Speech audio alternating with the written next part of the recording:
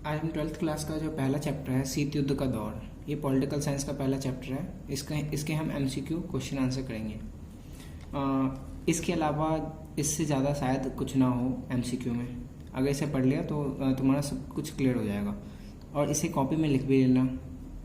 और हम आगे का बिना टाइम वेस्ट किए हम आगे बढ़ते हैं। जो प्रथम विश्व युद्ध है वो कब हुआ था?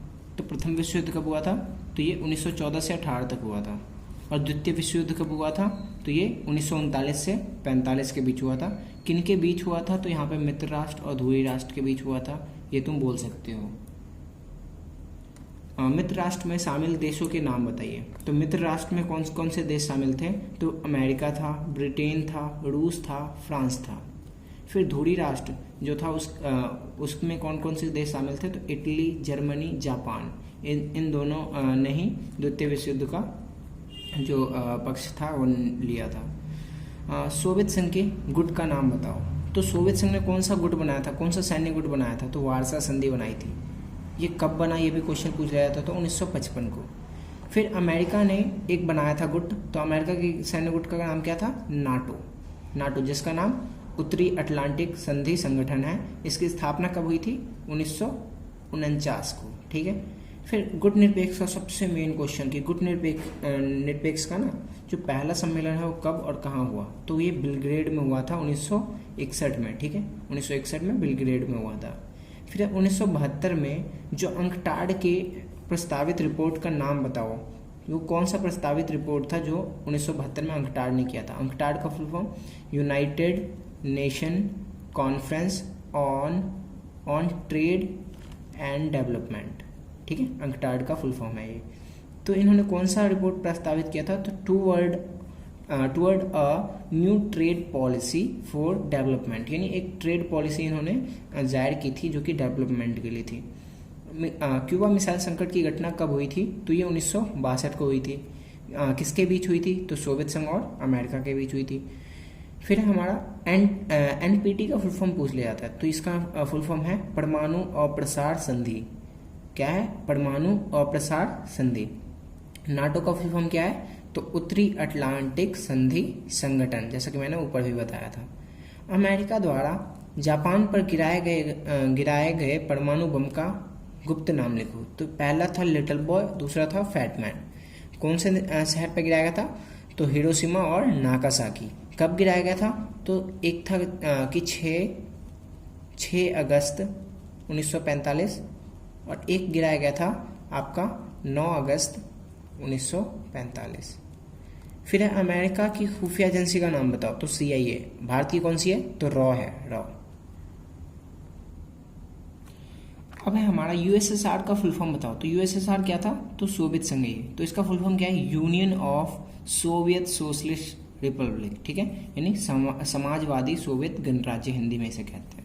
फिर USSR किस विचारधारा का समर्थक था? तो समाजवाद और साम्यवाद का था। तो अमेरिका किसका था? तो वो था पूंजीवाद और उदारवाद का समर्थक था। वर्तमान में गुट निरपेक्ष में कितने देश हैं, यानी अभी कितने देश हैं? तो 121 देश हैं, मतलब 120 देश हैं। जो पहला सम्मेलन हुआ था उसमें कितने देश थे? तो सिर्फ 25 देश थे, और अब 120 हो चुके हैं। तो पहला सम्मेलन में कितने देश थे? 25। 1950 में उत्तरी तथा दक्षिणी कोरिया की मध्यस्थता किसने करवाई थी? तो ये हमारे प्रधानमंत्री यानी प्रथम प्रधानमंत्री जवाहरलाल नेहरू ने 1950 में उत्तरी और दक्षिणी कोरिया की मध्यस्थता करवाई थी। कांगो का जो संकट हुआ था कांगो का, उसकी मध्यस्थता किसने करवाई? तो संयुक्त राष्ट्र संघ, जिसे हम UNO भी कहते हैं, यूनाइटेड नेशन ऑर्गेनाइजेशन भी कहते हैं, उन्होंने करवाया था। फिर अंकटाड का फुल फॉर्म बताओ। तो मैंने यह पहले ही बता दिया, United nation conference on trade and development. ठीक है, जो मैंने यहाँ पे लिख रखा है। सीटो का full form South East Asia Treaty Organisation, यानी दक्षिण पूर्वी एशियाई संधि संगठन। सेंटो का केंद्रीय संधि संगठन। ओके। अब है कि जापान के कौन से 2 शहरों पर परमाणु बम गिराए गए थे? तो मैंने बता दिया था, हिरोशिमा नागासाकी। टाइम भी मैंने बता दिया था। फिर अमेरिका ने 1787 से प्रथम विश्व तक किस नीति का पालन किया था? तो उसने किया था पृथकतावाद, यानी वो सभी से अलग हो गए, मतलब अंतर्राष्ट्रीय मामलों से अलग हो गया था। शीत युद्ध कब से कब तक चला? तो 1945 से 91 तक। अब है हमारा कि मतलब जो गिराया गया था जो परमाणु बम, उसका मतलब वजन कितना था। तो लिटिल बॉय और फैटमैन जो गिराया गया था, लिटिल बॉय कहाँ पे, हिरोशिमा, फैटमैन कहाँ पे, नागासाकी पे। तो इनका वजन कितना था, तो लिटिल बॉय का 15 टन था और 21 टन था फैटमैन का। जो मोटा होगा वो मोटा होगा और जो पतला होगा वो छोटा होगा। ठीक है, ऐसे याद करना। प्रथम गुटनिरपेक्ष सम्मेलन में कितने देश शामिल थे, मैंने पहले बता दिया 25 थे। गुटनिरपेक्ष में अधिकांश देश को किसका दर्जा प्राप्त था, तो गुटनिरपेक्ष में अल्प विकसित देश थे। क्यों थे, क्योंकि ये उसी टाइम पे आज़ाद हुए थे। अब मैंने इधर पृथकतावाद का अर्थ लिख रखा है, यहाँ पे तटस्थता का अर्थ लिख रखा है, ये भी पूछा जाएगा।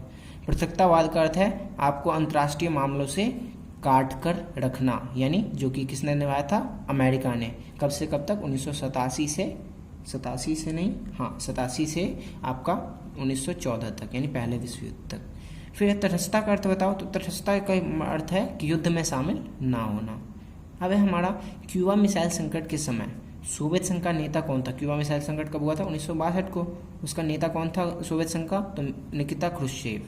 अमेरिका का नेता कौन था, तो जॉन एफ कैनेडी। कौन था, जॉन एफ कैनेडी। क्यूबा का नेता कौन था, तो फिदेल कास्त्रो। कौन था, फिदेल कास्त्रो। 1971 के समय बांग्लादेश संकट के समय भारत ने किस देश से सहायता ली थी। तो 1971 में जो हमारा पाकिस्तान के साथ युद्ध हुआ था, तो किसने हमारी सहायता की थी, तो यूएसएसआर यानी सोवियत संघ ने हमारी सहायता की थी। किसने की थी, सोवियत संघ, क्योंकि ये हमारा अच्छा दोस्त था।